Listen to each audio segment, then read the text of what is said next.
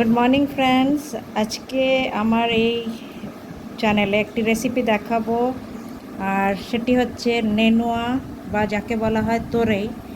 এর সবজি একটু আলাদা ধরনের বানাবো। সেই জন্য যেহেতু আজকে আমার প্রচণ্ড কোমরে ব্যথা, আমি কাটতে পারছি না, তাই তাপসী আমার ওরম কেটে দাও, তাপসী কেটে দিচ্ছে আমার সবজি। ঝিঙের মতো কেটে দাও। তাই ও কেটে দিচ্ছে নেনুয়া আর তার সাথে আলু। তো থ্যাংক ইউ তাপসী। এইভাবে নেনুয়া কাটা হয়ে গেল, আর আলুও ছোট টুকরো, নেনুয়ার চেয়েও ছোট একটু টুকরো কাটতে হবে। আপনারা কি জানেন, এই নেনুয়াতে প্রচুর পরিমাণে ব্লাড পিউরিফায়ারের অ্যান্টিঅক্সিডেন্ট থাকে এবং ব্যাড কোলেস্ট্রল দূর করারও এর ক্ষমতা রাখে। তাই এই সবজিটি কিন্তু প্রচণ্ড পরিমাণে উপকারী। আজকে যে নেনুয়ার পদ্ধতিটি আমি বানাবো সেটা একটু আমিষ নেনুয়া বানাবো। তার জন্য আমি নিয়ে নিয়েছি চিংড়ি মাছ। এর মধ্যে হলুদ আর আমি নুন দিয়ে নেব। গ্যাসে আমি তেল দিয়ে নিয়েছি, দিয়ে নেব।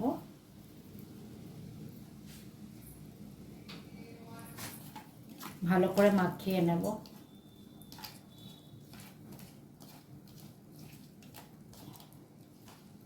এবার তেলে চিংড়ি মাছটি ভেজে নেব। চিংড়ি মাছটা ভাজা ভাজা হয়ে গেছে, আমি এবার এটাকে সরিয়ে নেব তেলের থেকে। খুব বেশি ভাজবেন না, কেন কি চিংড়ি মাছ বেশি ভাজলে শক্ত হয়ে যায়, তাই সামান্য ভেজে উঠিয়ে নেব। তেল আমার একটু লাগবে, তাই সামান্য তেল দিয়ে নেব। সামান্য সাদা জিরে দিয়ে নেব।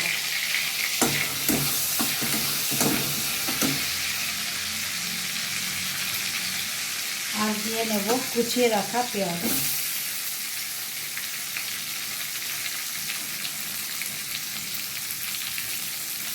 পেস্ট আমি বানিয়ে রেখেছি, এটা হচ্ছে পেঁয়াজ আর রসুনের পেস্ট।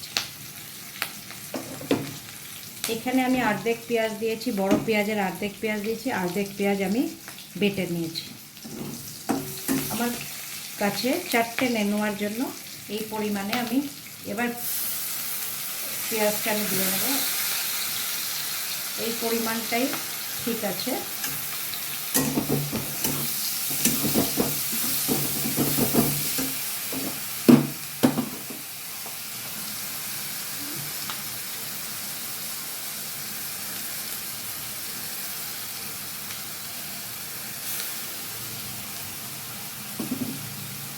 সামান্য জল দিয়ে নেব।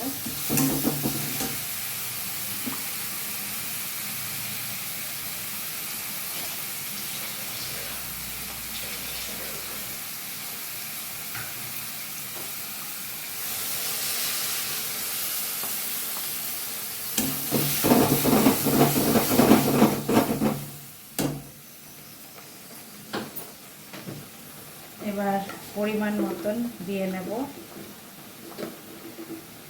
হলুদ গুঁড়ো,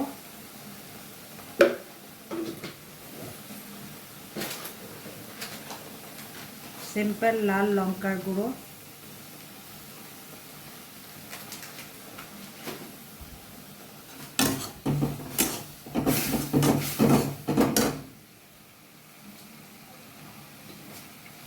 ধনে গুঁড়ো,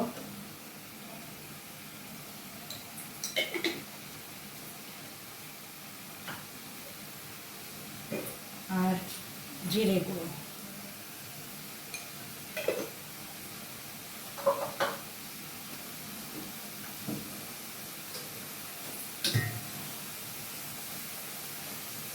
এর সাথেই আমি দিয়ে নেব কুচিয়ে রাখা আমার আলু, ছোট ছোট কুচিয়ে রাখা আলু।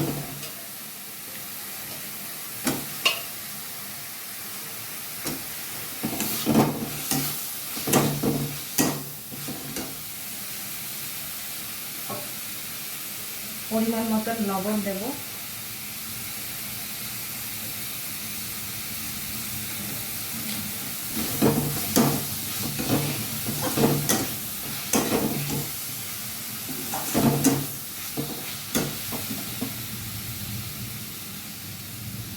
আর এটিকে ভালো করে আমি কষাবো যতক্ষণ না এই মিক্সচার থেকে তেল বেরিয়ে আসে।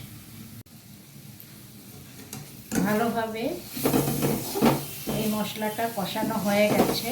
এবার এর মধ্যে আমি দিয়ে দেব এই নেনুয়া বা তরি।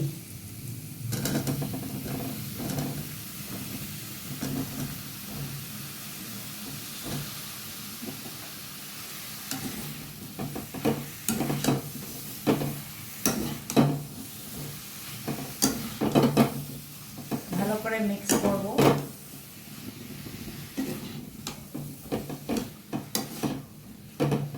তরি যে সবজিটি খুবই জলীয় সবজি, প্রচুর জল বেরাবে এর মধ্যে থেকে, আর সেই জলেই রান্নাটা হবে, কোনো আলাদা করে কোনো জল বাইরে থেকে দিতে হবে না। এটিকে ইংলিশে বলা হয় আপনার স্পঞ্জ গড, আর খুবই উপকারী এই সবজি। গরমের দিনে প্রচুর পাওয়া যায়। ভালোভাবে মিক্স হয়ে যাওয়ার পরে আমি এটা ঢেকে সিমে কিছুক্ষণ রেখে দেব। এবার ঢাকনা খুলে দেখে নেব কিরম জল বেরিয়েছে। দেখুন, এই তরকারিতে প্রচুর জল বেরাবে, আর সেই জলেই রান্নাটি হবে। এবার আমি এর মধ্যে আমার এই চিংড়ি মাছটি, ভাজা চিংড়ি মাছটি দিয়ে দেব, আর ভালো করে মিক্স করে আরও কিছুক্ষণ রান্না করব।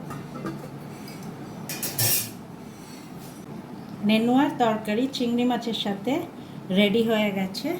এবার আমার নামাবার টাইম। আমি একটু উপর থেকে গরম মশলা দিয়ে নেব।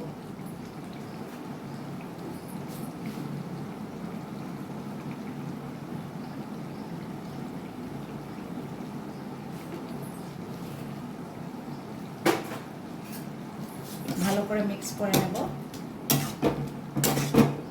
বাস, এই রেডি হয়ে গেল নেনুয়ার চিংড়ি মাছের তরকারি। তো এই আমার তৈরি হয়ে গেছে নেনুয়া চিংড়ি মাছের এই তরকারি। আশা করি ফ্রেন্ডস এটা একবার বানিয়ে নিশ্চয়ই দেখবেন, আর কমেন্ট সেকশনে জানাবেন এই রেসিপিটি কীরম খেতে হয়েছে। আমি ওয়েট করব আপনাদের এই কমেন্টের জন্য। So bye bye friends, stay tuned.